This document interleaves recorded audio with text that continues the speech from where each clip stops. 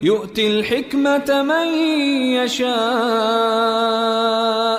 আসসালামু আলাইকুম রহমতুল্লাহ নাহমাদুহু ওয়া নুসাল্লি আলা রাসূলিহিল কারীম আম্মা বাদ। এই দর্সে আমরা আলোচনা করব কিতাবুল জারহি ওয়া তা'দীল এর কিতাবের 2 নাম্বার নমুনার কিতাব। সেই কিতাবের নাম হলো কিতাবুল জারহি ওয়া তা'দীল।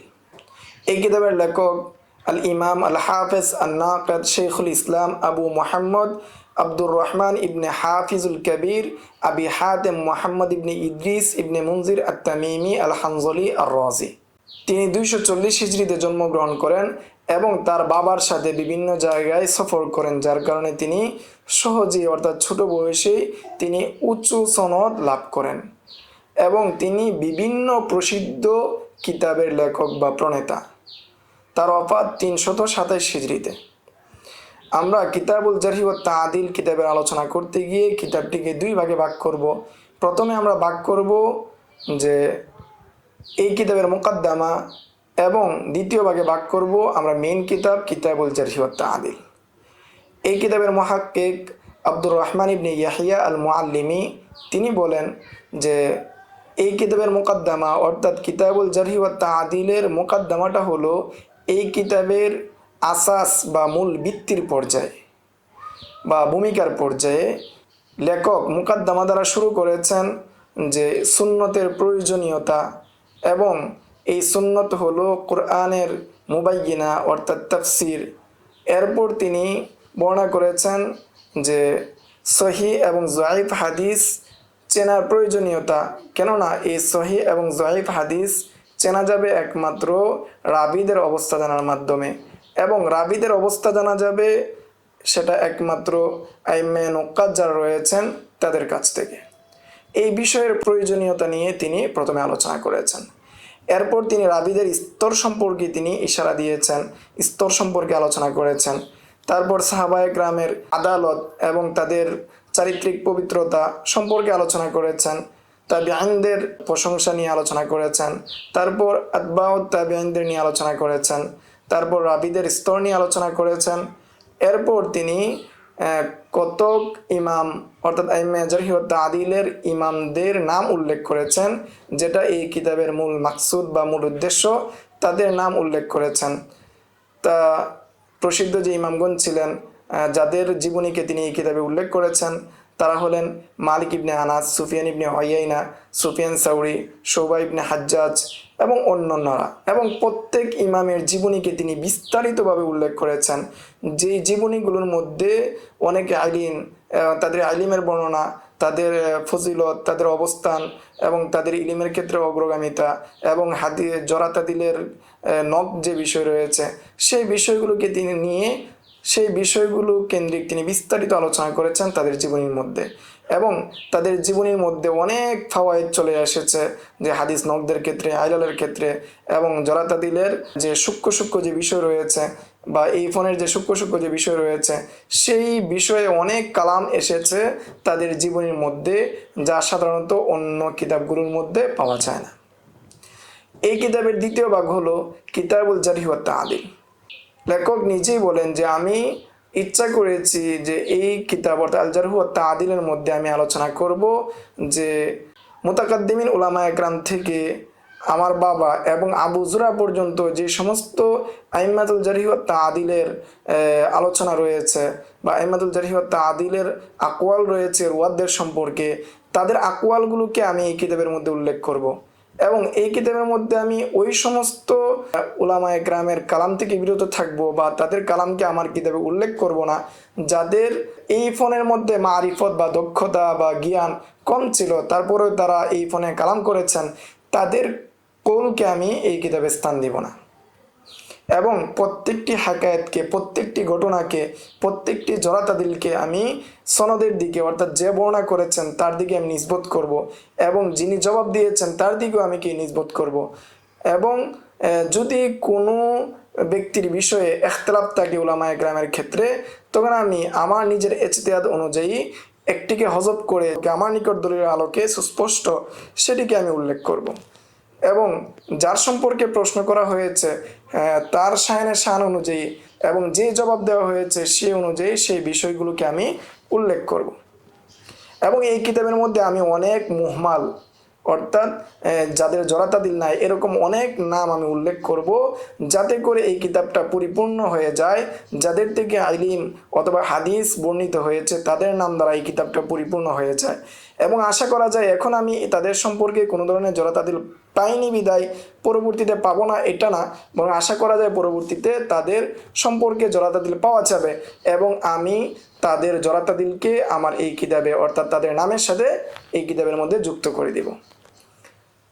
এবং এই কিতাবের মধ্যে আমি রাবিদের নামগুলোকে নিয়ে আসবো বা নিয়ে এসেছি হরফুল মুআজ্জামের ভিত্তিতে এবং তাদের বাবার নামগুলোকে নিয়ে এসেছে হরফুল মুআজ্জামের ভিত্তিতে, যাতে করে একজন ছাত্রের জন্য সহজ হয়ে যায় তার সঠিক স্থানে পৌঁছাতে, তার কাঙ্ক্ষিত স্থানে পৌঁছাতে, তার মাউজে হাজত যে রয়েছে সেখানে পৌঁছাতে যাতে করে তার সহজ হয়ে যায়। এখন আমরা আলোচনা করব যে এই কিতাবের মধ্যে রাবিদের সংখ্যা কত। এই বিষয়ে আব্দুর রহমান আল মুআল্লিমি ওনার ওফাত 1386 হিজরিতে তিনি বলেন যে এই কিতাবটি অত্যন্ত একটি বড় কিতাব। আশা করা যায় যে এই কিতাবের মধ্যে প্রায় 20,000 রাবি রয়েছে বা 20,000 রাবিদের নিয়ে আলোচনা করা হয়েছে। ফলে মুদ্রিত কিতাব, যে কিতাবটি বৈরুতে ছাপা হয়েছে, হায়দ্রাবাদের মাকতাবার বা তবার অধীনে বৈরুতে ছাপা হয়েছে, ওই মুদ্রিত সংখ্যা হিসাবে এই কিতাবের মধ্যে রাবির সংখ্যা হলো 18,040 জন। এখন আমরা আল কুতুব ওয়াল জারহ ওয়া তা'দিল কিতাবের মাকান এবং আহমিয়ত বা গুরুত্ব বা মর্যাদা নিয়ে আলোচনা করব। এই কিতাবের মুহাক্কিক আব্দুর রহমান আল মুআল্লিমি তিনি বলেন, ইমাম বুখারী অর্থাৎ আবু আবদুল্লাহ মুহাম্মদ ইবনে ইসমাইল আল বুখারী তিনি যখন আত-তারিখুল কাবীর লিখেছেন এবং তিনি চেষ্টা করেছেন সাহাবায়ে কেরাম থেকে তার শায়েখের তবকা পর্যন্ত সমস্ত রাবিদেরকে ইস্তিআব করা, সমস্ত রাবিদেরকে অন্তর্ভুক্ত করা।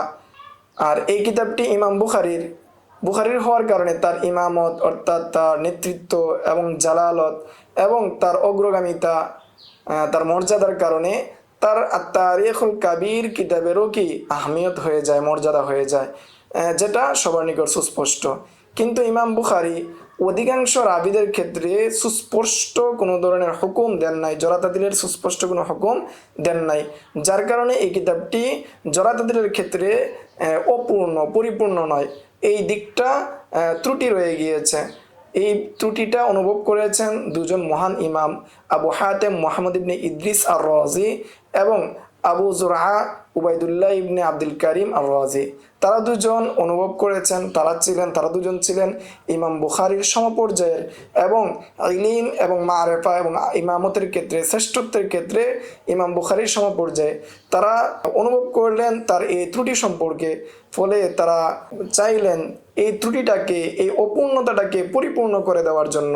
ফলে ইবনে আবি হাতেমকে বসিয়ে দিলেন, যাতে করে ইবনে আবি হাতেম তাদের দুজনকে অর্থাৎ আবু হাতেম এবং আবু জুরআকে প্রশ্ন করে এবং তারা দুজন জবাব দেয়। এবং ইবনে আবি হাতেমও আগ্রহীশীল ছিলেন যে এই দুই ইমাম থেকে এই বিষয়গুলোকে গ্রহণ করা এবং রাবিদের সম্পর্কে কালামগুলোকে সংগ্রহ করা। এবং ইবনে আবি হাতেমও আগ্রহীশীল ছিলেন এই দুই ইমাম থেকে কালামগুলোকে গ্রহণ করা, যাতে করে এই তিন ইমাম অর্থাৎ ইমাম বুখারী, আবু হাতেম এবং আবু জুরআ, তিন ইমাম থেকে নসগুলোকে সংগ্রহ করার মাধ্যমে জরাতাদিলের ফোনকে পরিপূর্ণতায় নিয়ে আসা যায়। তিনিও আগ্রহীশীল ছিলেন, যার কারণে তার হাতের মাধ্যমে এই কিতাব লেখা শুরু হয় এবং তিনি এই কিতাবের মধ্যে তিনজন মহান ইমামের কালামগুলোকে সংগ্রহ করতে গ্রহণ করা শুরু করলেন এবং তিনজন ইমামের আকওয়ালগুলোকে গ্রহণ করার সাথে সাথে এই তিন ইমামের সাথে সাথে তিনি আরও নুসুস সংগ্রহ করতে শুরু করলেন। তার মধ্যে হলেন মুহাম্মদ ইবনে ইব্রাহিম ইবনে শুআইব, তিনি বর্ণনা করেছেন আমর ইবনে ফাল্লাস থেকে মুহাম্মদ ইবনে ইব্রাহিম শুআইব যা বর্ণনা করেছেন তার থেকেও তিনি এই বিষয়গুলোকে সংগ্রহ করেছেন।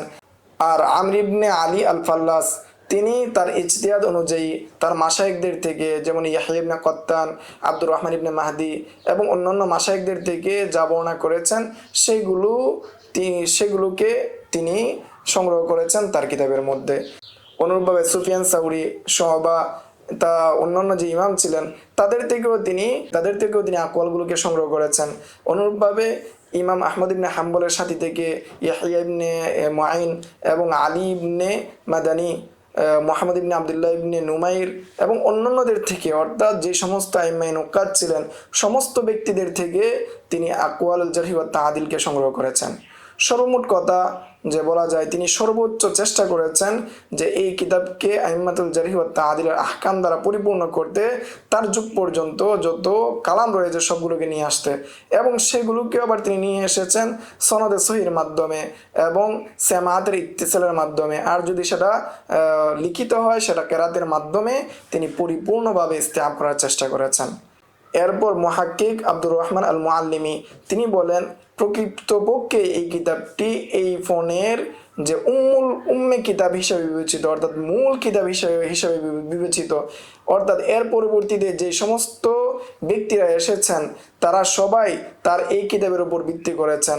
হাফেজ মিজ্জি তার তাহজিবুল কামালের খুতবার মধ্যে তিনি বলেন যে, জেনে রাখো যে আমার কিতাবের মধ্যে আইম্মাতুল জারহি ওয়াত তা'দীলের যে আকওয়াল রয়েছে, কালাম রয়েছে, কথা রয়েছে, তার অধিকাংশগুলোই কিতাবুল জারহি ওয়াত তা'দীল লি আবি মুহাম্মদ আব্দুর রহমান ইবনে আবি হাতিম আর-রাজির কিতাব থেকে। তিনি হলেন একজন হাফেজের সন্তান হাফেজ, অর্থাৎ হাফেজ দ্বারা উদ্দেশ্য হলো হাদিসের হাফেজ। এই ছিল কিতাবুল জারহি ওয়াত তা'দীলের সংক্ষিপ্ত পরিচয়। আসসালামু আলাইকুম ওয়া রাহমাতুল্লাহ। ومن يؤت الحكمة فقد أوتي خيرا كثيرا وما يذكر إلا أولو